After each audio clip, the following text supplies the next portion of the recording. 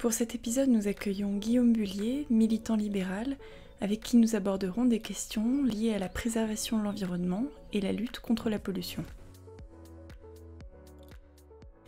Bonjour Guillaume. Aujourd'hui, on va parler des sujets environnementaux liés au libéralisme. Déjà, j'aimerais te poser une question d'entrée de jeu pour commencer. Est-ce que le libéralisme est contraire à la préservation de l'environnement ?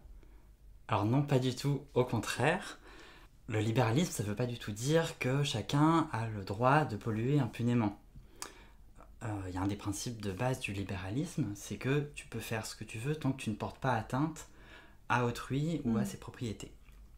Quand on est libéral, on a conscience du changement climatique, on a conscience de toutes les différentes pollutions qui peuvent y avoir, mais on est conscient aussi que ces pollutions, elles ont un impact négatif, mais les activités qui ont ces impacts négatifs peuvent aussi avoir des impacts positifs. Donc une activité qui pollue peut avoir des avantages qui sont plus importants que ces désavantages. C'est pourquoi on estime qu'il y a un taux optimal de pollution, un niveau optimal de pollution, qu'on ne connaît pas, mais on sait qu'aujourd'hui on est au-dessus. D'accord. Pourquoi est-ce qu'on est au-dessus ? Parce que la personne qui pollue, c'est pas elle qui va payer toutes les conséquences négatives. Elle va retirer tous les bénéfices. Et par contre, les conséquences négatives, elles sont communes à plein de personnes. Donc ça, c'est ce qu'on appelle les externalités négatives. Tout à fait. Le fait de dire, moi je vais avoir un 4x4 dans Paris, tant pis si ça crée de la pollution, et tout le monde en paye les conséquences. Donc c'est une externalité et c'est négatif pour le reste de la population. Alors comment est-ce qu'on fait pour répondre à ces externalités négatives ? Alors il y a un principe libéral qui vise à compenser ces externalités négatives avec le principe pollueur-payeur. C'est-à-dire que celui qui pollue doit payer une compensation à ceux qui souffrent de cette pollution. D'accord. Tu as plusieurs visions chez les libéraux, notamment autour de ce sujet, sur comment est-ce qu'on le fait. Est-ce que c'est par une fiscalité environnementale pour certaines externalités négatives, ça peut être pertinent que l'État décide de prélever tant d'euros par tonne de carbone émise, par exemple. Ou bien, donc ça c'est la vision en fait d'Arthur Cécile Pigou, d'avoir cette fiscalité environnementale. Et tu as une autre vision qui est celle de Ronald Coase, dans laquelle l'État n'interviendrait pas, mais ce seraient les personnes qui souffrent de la pollution qui demanderaient réparation aux pollueurs et qui viendraient négocier auprès d'eux pour avoir cette compensation. Alors dans le cas, imaginons, d'une usine qui pollue à côté d'un village, on sait qui a pollué. Donc les habitants, ils peuvent se retourner contre le pollueur. Dans le cas du changement climatique, c'est plus compliqué parce que les personnes qui vont souffrir de la pollution, enfin des conséquences du changement climatique dans 20 ans, 30 ans, 100 ans, ne sauront pas contre qui se retourner, qui a pollué 100 ans dans le passé. Et donc là, ça devient plus compliqué à gérer. C'est pour ça que la vision d'Arthur Cécile Pigou d'avoir une fiscalité, un prix du carbone qui est fixé aujourd'hui, est beaucoup plus simple à mettre en place, en tout cas. Donc ce serait comme une taxe sur l'émission de carbone en fonction de l'activité d'une usine, d'une personne, d'un constructeur de voitures, etc. Proportionnel aux tonnes de CO2 émises. D'accord. Donc toi tu dis, mettre en place cette taxe, ça permet de se dire, comme on ne sait pas exactement vers qui se retourner ou à quel moment, etc., on met en place cette taxe et ensuite, du coup, il y a une redistribution. Oui, effectivement. L'idée, c'est que ce soit les personnes qui vont souffrir des conséquences du changement climatique qui récupèrent cette compensation. D'accord. Donc ce ne soit pas l'État qui le garde pour le distribuer ou en faire on ne sait quoi, mais qui le rendent de manière uniforme à toute la population, parce qu'aujourd'hui, on ne sait pas qui va souffrir le plus du changement climatique, donc ce serait une redistribution uniforme, une forme de revenu universel, qui ne serait pas un revenu universel de solidarité qu'on verserait pour faire un transfert d'argent des plus riches aux plus pauvres, mais qui serait un revenu juste, en fait, qui serait une simple réparation d'une injustice qui a été le fait que quelqu'un pollue et fasse peser les conséquences de sa pollution sur les autres. D'accord. Aujourd'hui, comment ça se passe un tel système? On peut avoir plusieurs manières de calculer le prix du carbone, et différents pays expérimentent des manières différentes de calculer ce prix. Le prix du carbone, dans l'idéal, en théorie, il faudrait qu'il soit suffisant pour compenser les conséquences marginales qu'aurait l'émission d'une tonne de carbone en plus. Ouais. Qu'est-ce que ça a comme conséquence pour la planète? On fixe le prix comme ça. Sauf qu'on ne sait pas. C'est très difficile d'évaluer ce prix, ce coût. On ne sait pas ce qui va se passer à l'avenir. Alors on fait des projections. Il y a des projections qui sont plus optimistes que d'autres ou plus pessimistes. Et donc il y a un moyen que l'État, avec ses prévisions, détermine un prix qu'il estime à être le prix optimal. Mais c'est très imparfait. Ouais. C'est très imparfait.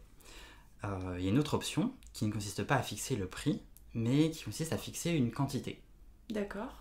Ça conduit au même résultat, sauf qu'au lieu de dire une tonne de carbone, ça vaut 100 €, 200 €, je ne sais pas, il va dire on vend l'autorisation de polluer pour tant de tonnes de CO2 par an. On a un droit à polluer de tant de tonnes. C'est ça. Donc au lieu de fixer le prix, il fixe la quantité, et après c'est le marché qui va déterminer combien est-ce qu'il est prêt à payer pour ce droit. L'inconvénient, c'est que si tu mets en vente plus de capacité à polluer, tu peux avoir un prix qui au final va devenir inférieur au coût réel de la pollution. Qu'aura cette pollution. Et si tu fixes un prix trop élevé, c'est cool, tu vas avoir moins de pollution, mais tu vas te priver des bénéfices que tu aurais pu retirer de ces activités économiques que tu as empêchées. D'accord. Mais ça, justement, c'est une des visions de la lutte contre la pollution, c'est de se dire croissance économique égale pollution. Alors, la croissance économique, c'est la croissance de la production de valeur, donc de l'utilité que l'humanité retire de toutes ces activités. C'est pas proportionnel à combien de tonnes de CO2 on émet ou à combien de ressources on extrait.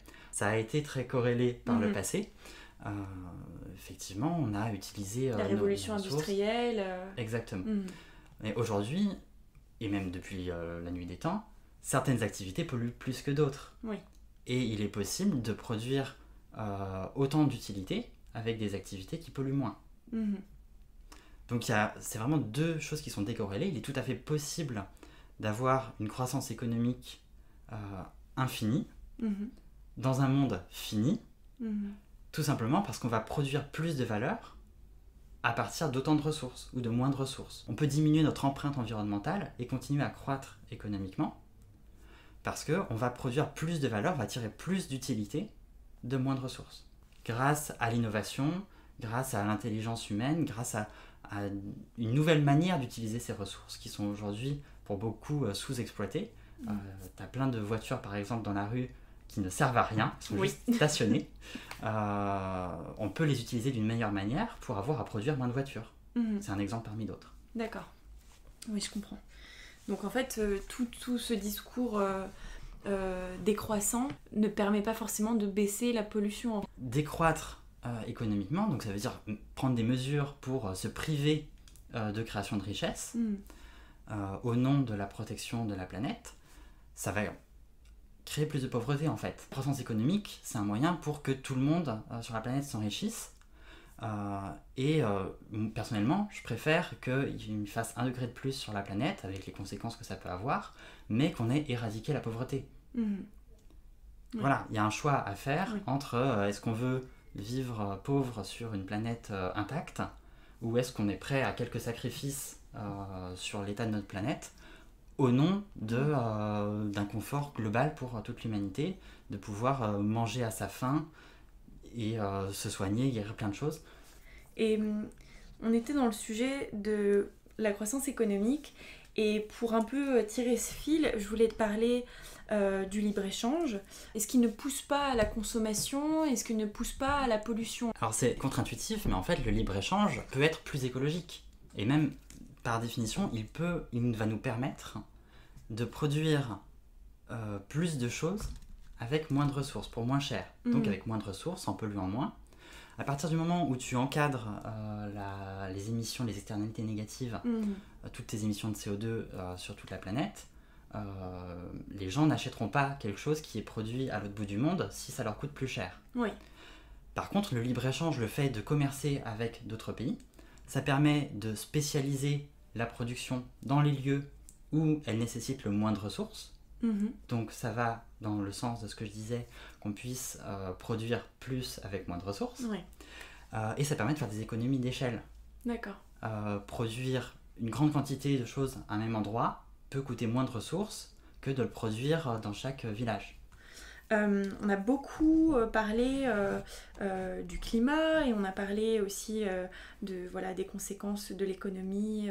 Je voulais aussi aborder une autre question vis-à-vis de l'environnement, c'est la biodiversité et tout ce qui relève de la pollution des eaux, des sols, les conséquences sanitaires. Vis-à-vis de ça, quelles sont les solutions qui peuvent être envisagées et comment préserver une biodiversité dans un environnement donné, dans un espace naturel donné. Alors on fait face à ce qu'on appelle une tragédie des biens communs. D'accord. Quand on a un espace de biodiversité, un espace naturel qui n'est la propriété de personne. À partir du moment où chacun, par exemple, imaginons une mare de poissons. Si personne n'est propriétaire de cette mare de poissons, tous les pêcheurs vont avoir intérêt à pêcher le plus de poissons possible jusqu'à ce qu'il ne reste plus de poissons parce que c'est comme ça qu'ils vont maximiser leur profit individuel. C'est ce qu'on appelle une tragédie des biens communs. Chacun a intérêt à retirer un maximum d'utilité de cette chose qui ne lui appartient pas, qui appartient collectivement. Donc cette chose se dégrade et n'est pas gérée. C'est comme tout à l'heure, on a des bénéfices qui sont individuels et des conséquences négatives qui sont partagées. Oui. Et donc, comment répondre à cette tragédie des biens communs? Eh bien, le fait d'avoir des espaces privés, d'avoir le moins de communs possible, permet de protéger ces environnements. Si tu es propriétaire de ta mare à poissons, tu vas gérer les ressources et les poissons de cette mare de telle sorte qu'elle te rapporte toujours quelque chose et qu'il y ait toujours des poissons dedans. Oui. Pas qu'il y ait une exploitation. C'est ça. Si tu es propriétaire d'une forêt, tu vas replanter des arbres à chaque fois. Tu vas pas juste les couper et profiter du bois en te disant que quelqu'un d'autre s'occupera du terrain après parce qu'il ne t'appartient pas. Oui. Non, tu vas replanter pour que ta propriété te soit utile dans la durée. Face à cet argument du droit de propriété, moi je voulais soulever quelque chose, c'est la critique de Thomas Paine vis-à-vis du droit de propriété, qui est de dire que avoir une propriété privée sur un terrain, c'est une appropriation perpétuelle de ce terrain, et donc on enlève un héritage naturel, donc ça c'est ses mots, c'est ce sur quoi il a travaillé, on enlève un héritage naturel au reste de la population en s'appropriant ce terrain. Voilà, donc il dit en fait que on est privé d'un terrain.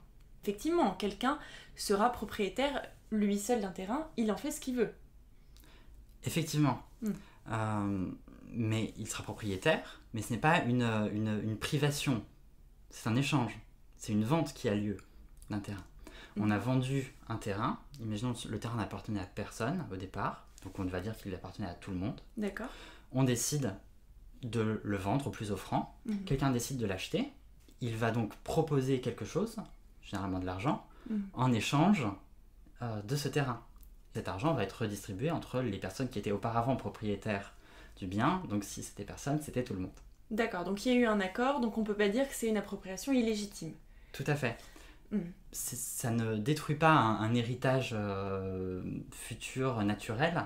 C'est un échange. Donc les personnes qui effectivement ne sont plus propriétaires de ce terrain ne l'auront peut-être plus jamais à moins de le racheter. Mais elles ont eu en échange quelque chose qui va leur permettre d'accroître leur capital, de se développer, de s'enrichir. Et donc elles auront quelque chose dans la durée qui compensera l'absence de la propriété de ce terrain. Selon Thomas Paine, l'appropriation perpétuelle, en fait, ça t'enlève quelque chose que tu aurais pu avoir justement dans la durée. Et donc, dans la durée, il faut pouvoir prévoir une compensation, pas seulement le prix du terrain, de l'achat du terrain. Donc c'est pour ça que lui, il base son travail sur le revenu garanti sur cette critique du droit de propriété. Soit on considère que le nouveau propriétaire a une propriété pleine et entière de ce terrain-là, auquel cas il a donné une compensation à un instant T pour acheter ce terrain pour en disposer. Ouais. Et ce que les autres personnes ont eu en retour compense dans la durée, en fonction de ce qu'ils vont faire avec ce qu'ils ont eu en échange, compense dans la durée le fait d'avoir vendu ce bien. Soit, comme ça se passe dans de nombreux pays, le propriétaire n'a pas la pleine propriété du bien. En France, si tu achètes un terrain, tu peux pas faire ce que tu veux dessus, et l'État va continuer de te prélever une taxe, un impôt dessus. Donc tu n'as pas la pleine propriété, et en fait, lorsque tu achètes le bien, tu achètes aussi le fait que tu doives donner tous les ans une certaine somme d'argent à l'État pour disposer de ce terrain. Exactement. Mais si on imagine qu'une personne a la propriété privée sur un espace naturel qui a une biodiversité extrêmement riche et qu'on a envie de conserver, comment est-ce qu'on fait pour que cette personne continue à préserver la biodiversité? Est-ce que cette personne peut décider de raser le terrain sans que rien ne se passe?